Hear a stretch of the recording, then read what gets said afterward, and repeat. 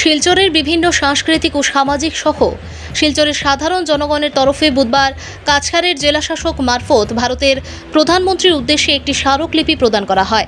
কিছুদিন ধরে প্রতিবেশী রাষ্ট্র বাংলাদেশে জ্বলছে।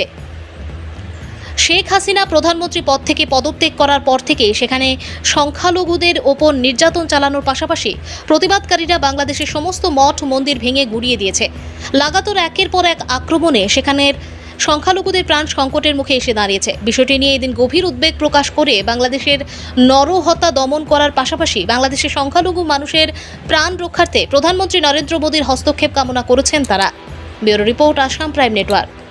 আমরা যেভাবে ইন্ডিয়াতে প্রত্যেকটি মুসলমান ভাই বোনদেরকে নিয়ে আছি খুব সুস্থভাবে, আমরা কাঁধে কাঁধ মিলিয়ে আমরা কোর্টে যেভাবে প্র্যাকটিস করছি, এভাবে ডক্টর করছে, প্রত্যেকটি প্রফেশনে আমরা মুসলমান ভাইদেরকে ভাই বলছি, বন্ধু বলছি, বোনই বলছি। কিন্তু সেই ক্ষেত্রে বাংলাদেশে কেন হিন্দুদের উপর এত নির্যাতন?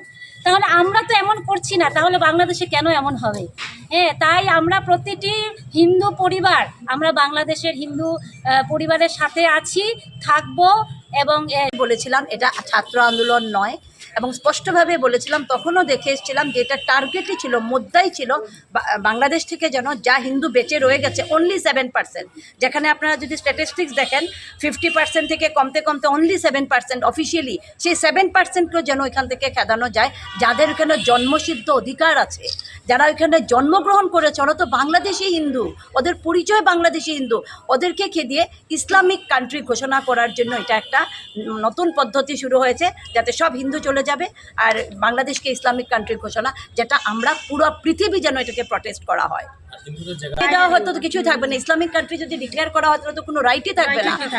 ইসলামিক কান্ট্রি যেন কোনোভাবে ডিক্লেয়ার করতে না দেওয়া হয়। ডেমোক্রেসি ওখানে এস্টাবলিশ হতে হবে, এবং ওদের জন্মসিদ্ধ বার্থ রাইট, যেটা যে কোনো পৃথিবীর যে কোনো দেশে আপনি জন্মগ্রহণ করেন সেই দেশের নাগরিক। বাংলাদেশি শিলচর শহরের বিভিন্ন সামাজিক সংস্থা, সাংস্কৃতিক সংস্থা এবং বিভিন্ন ইন্ডিভিজুয়ালসরা আমরা এখানে আজকে জড়ো হয়েছি। আপনারা সবাই জানেন, বিগত কিছুদিন থেকে বাংলাদেশ যেভাবে জ্বলছে, এবং লাস্ট যখন বাংলাদেশের প্রাক্তন প্রধানমন্ত্রী যখন দেশ ছেড়ে গেলেন, তখন থেকে বাংলাদেশে যেভাবে সংখ্যালঘুদের উপর নির্যাতন হচ্ছে, তার জন্য আমরা মাননীয় আমাদের দেশের প্রধানমন্ত্রীকে কাছাড় ডিসির থ্রুতে আমরা একটা মেমোরেন্ডাম দিয়েছি।